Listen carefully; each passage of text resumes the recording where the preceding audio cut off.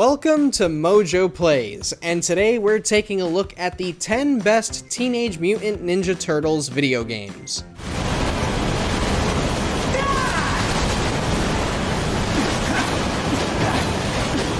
After playing a certain game, we're finally ready to come out with the official MojoPlays 10 best TMNT games starring Raphael the Best Turtle. After going through almost 40 years of turtle power in gaming, these are the titles that every TMNT fan needs to play.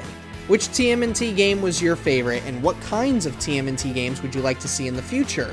Share us your thoughts down in the comments. Before we begin, we publish new content all week long, so be sure to subscribe and ring the bell to get notified about our latest videos. Teenage Mutant Ninja Turtles 2 Battle Nexus.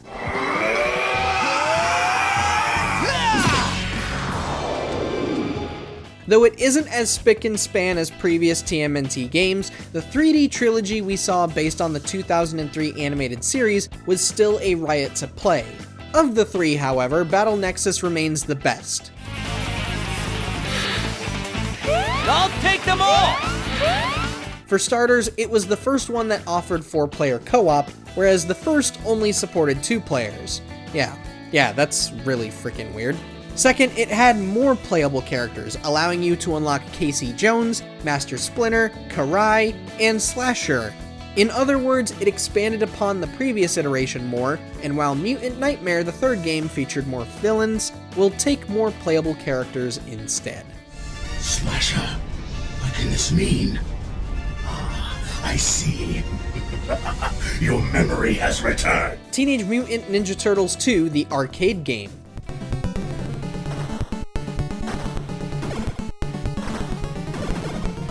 The Turtles saw rousing success in the arcade scene, as we'll see throughout the video. The original 1989 title will always have a special place in our hearts, but the sequel was far superior. Not only did it boast a major visual improvement, but it also set the template for future TMNT games with its diverse gameplay.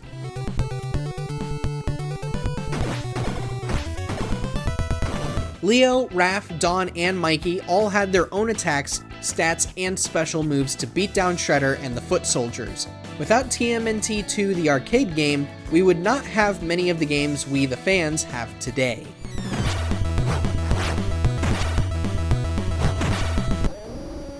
Teenage Mutant Ninja Turtles 3: The Manhattan Project.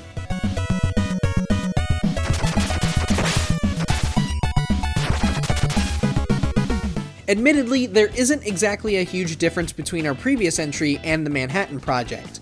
Hey, you can only accomplish so much within a year. So what exactly made Manhattan Project stand out when it doesn't do much outside of giving the Turtles their own unique special moves? Well, sometimes you don't need to make giant leaps to stand out.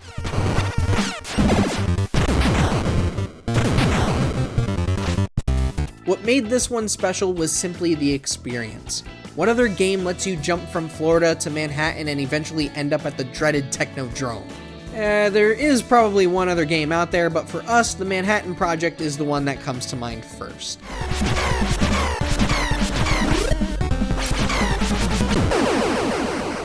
TMNT.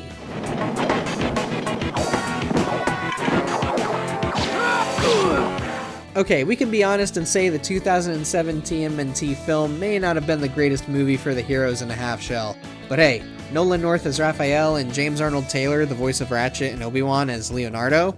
Awesome casting choices, really. Luckily, the GBA video game based on the movie was much more superior.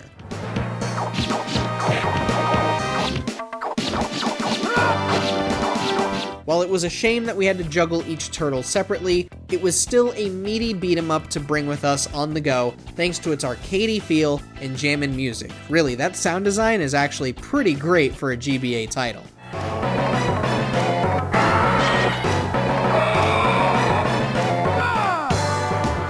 Teenage Mutant Ninja Turtles Smash Up. Whoa! Alright, count me in! This totally beats regular training! That trophy is mine! Though many might flock to one other TMNT fighting game, we will get to that in just a second, Smash Up was a surprisingly solid platform fighter. Developed by Game Arts, the same studio that co-developed Super Smash Bros. Brawl, Smash Up gave players a selection of TMNT fighters to senselessly knock their friends around.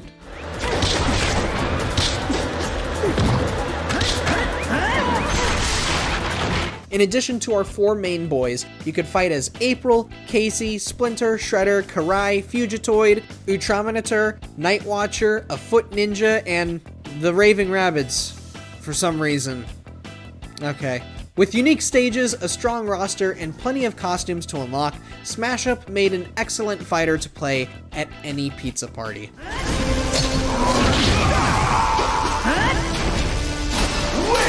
Teenage Mutant Ninja Turtles for the Game Boy Advance.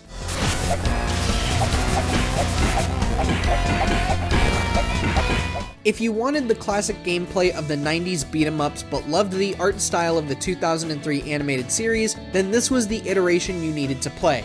Whereas the 2003 home console TMNT was a 3D beat-em-up that was a tad clunky to play, this was a 2D brawler, much like the TMNT games before it.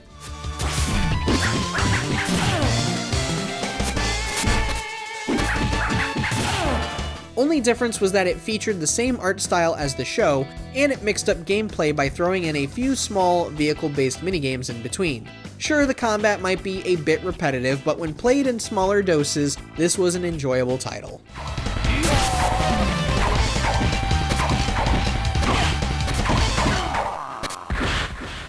Teenage Mutant Ninja Turtles Tournament Fighters.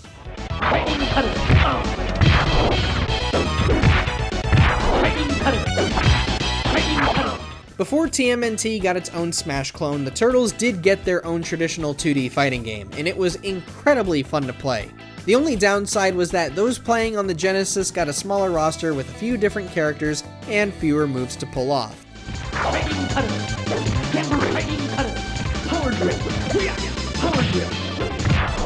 Super Nintendo players got a roster of 10 characters, 4 of which being TMNT villains we rarely see, and even an original new character, and each fighter was complex in their moveset. Critics at the time kept comparing it to Street Fighter II, but to us fans, this was good enough to distinguish itself from the bunch. Let's kick it down! Teenage Mutant Ninja Turtles 3 Radical Rescue.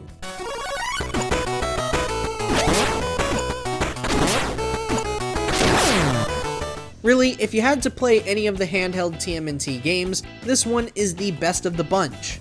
Rather than replicate the beat-em-ups that came prior, Radical Rescue throws the Turtles into a new adventure and a new format.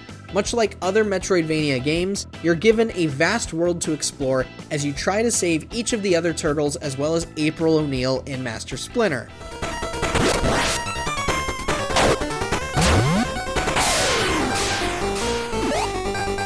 As you explore, you'll find certain paths can only be crossed by one of the 4 turtles, as each holds a unique ability to traverse the map, whether it's Mikey using his nunchucks to helicopter around, or Donatello's ability to climb walls. Honestly, it's surprising that we didn't get more games like this.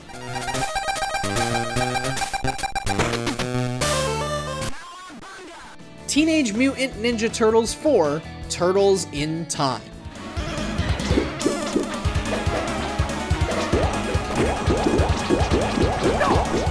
For a time, no pun intended though, Turtles in Time was regarded as the best TMNT game ever made. Everything about this game was fun, and it refined the overall look and feel of what a Ninja Turtles game should be. The combat was fluid and gave players fun ways to defeat foot soldiers. The visuals perfectly replicated the aesthetic of the legendary 90s animated series. The boss fights were difficult but exciting.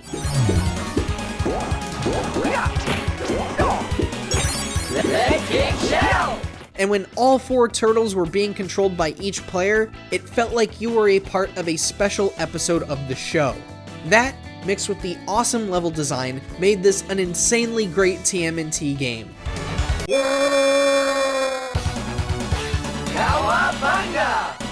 Then, it somehow got dethroned by our next and final entry, Teenage Mutant Ninja Turtles: Shredder's Revenge.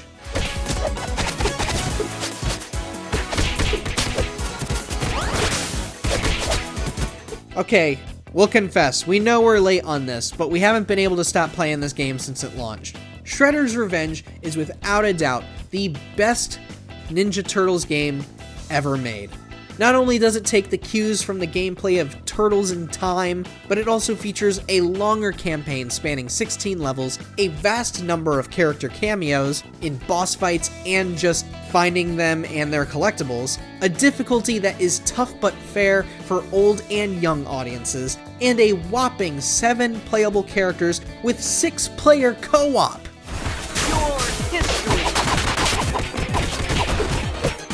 And if the love behind the IP wasn't evident enough, each of the characters are voiced by the same actors from the 90s animated series. Developer Tribute Games knocked it out of the park with this one, and it is spewing with turtle power.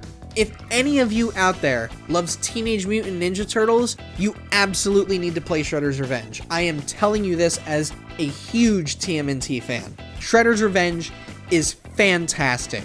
The online isn't super great, I'll give it that, but it's amazing. You need this game. I'll finish you off myself. No! My revenge? Thanks for watching. If you enjoyed the video, there's more where that came from.